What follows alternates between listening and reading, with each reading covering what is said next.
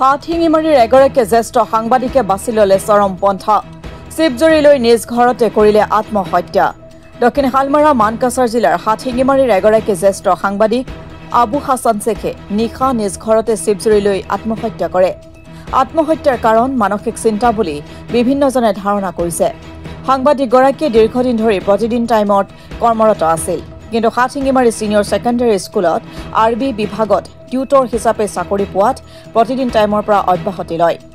সাংবাদিকগৰাকী সামাজিক কাম-কাজতো জড়িত আছিল জানিব পৰা মতে আবু হাছান শেখে বৰ্তমান গোৱালপাৰাত বিএডত অধ্যয়ন কৰি আছিল কিন্তু হঠাতে তেওঁৰ এনে সিদ্ধান্তই অঞ্চলজুৰি এক শোকাকুল পৰিৱেশৰ সৃষ্টি কৰিছে ইতিমধ্যে খাৰুৱাবান্ধা আৰক্ষীয়ে লগতে দণ্ডাধীশ ঘটনাস্থলীত উপস্থিত হৈ মৃতদেহটো মৰণোত্তৰ পৰীক্ষাৰ বাবে ধুবুৰীলৈ প্ৰেৰণ কৰিছে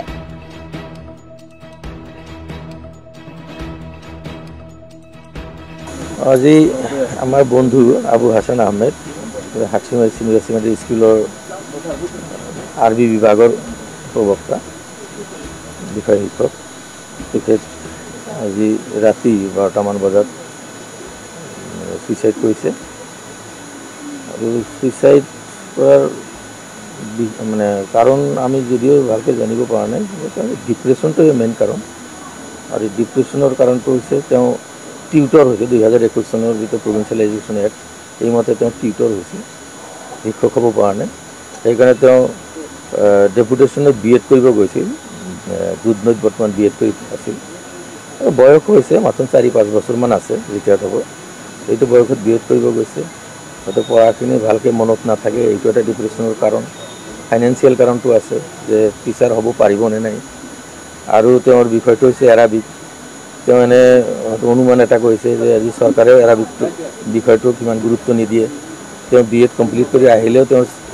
টিউটৰটো টিচাৰ হ'বনে নাই আৰু তেওঁ মাজে মাজে দুটা এটা কথা কোৱা শুনিছিলোঁ যে মোক হয়তো ট্ৰান্সফাৰ কৰিব বেলেগ জেগাত এনে বিভিন্ন কাৰণত তেওঁ মানে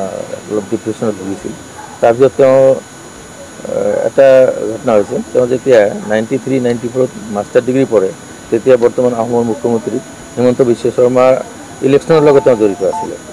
আৰু সেই ইলেকশ্যনৰ কাউণ্টিঙৰ সময়ত এবাৰ গুলীয়াগুলি হৈছিল তাতে তেওঁৰ হাত এটা ভাঙিছিল এই ভঙা হাতেৰে মানে সোঁ হাতটো ভাঙিল তাৰপিছত বাওঁ হাতেৰে তেওঁ প্ৰেক্টিছ কৰি পৰীক্ষা দিছিলে তেওঁ কোনোমতে নৰ্মছ পাইছিলে কিন্তু ফাৰ্ষ্ট ক্লাছ পোৱা নাছিলে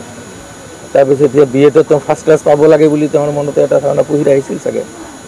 যে ফাৰ্ষ্ট ক্লাছটো পাম এতিয়া পঢ়া শুনা মনতো নাথাকে সেইকাৰণে তেওঁ এটা ডিপ্ৰেশ্যনত ভুগি আছিল কিছুদিনৰ পৰা সেইকাৰণে তেওঁ বয়স এনে 55-56 54-55 তেওঁ সাংবাদিকতাৰ লগতো জড়িত আছিলে তেওঁ প্ৰথমে অসমীয়া আজিৰ অসম তাৰপিছত অসমীয়া খবৰ পেপাৰৰ লগত জড়িত থাকিছিল আৰু কিছুদিন আগলৈকে তেওঁ দৈনিক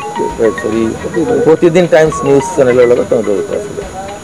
প্ৰভিন্সিয়েলাইজ হ'ল 2021 চনত তেতিয়া তেওঁ এই কামটো কমাই দিলে এজনী ছোৱালী আৰু নিজৰ ঘৈণীয়েকক এৰি থৈ গ'ল তেওঁ হাতশিঙিমাৰী প্ৰেছ ক্লাবৰ লগত জড়িত তেওঁ হাতশিঙিমাৰী প্ৰেছ ক্লাবৰ সদস্য হিচাপে আছিলে আজি হাতশিঙিমাৰী প্ৰেছ ক্লাবৰ তৰফৰ পৰা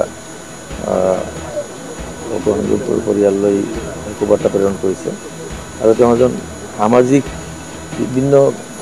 সন্থা বিভিন্ন কাম কাজৰ লগত জড়িত আছিল গতিকে সমাজৰ বিভিন্ন সংগঠনেও তেওঁৰ মৃত্যুত শোক প্ৰকাশ কৰিছে আমিও হাতশিঙিমাৰী ছিনিয়ৰ ছেকেণ্ডেৰী স্কুলৰ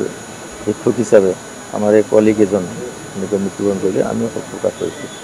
আৰু তেওঁৰ আত্মাৰ সদ্গতি কামনা কৰিছোঁ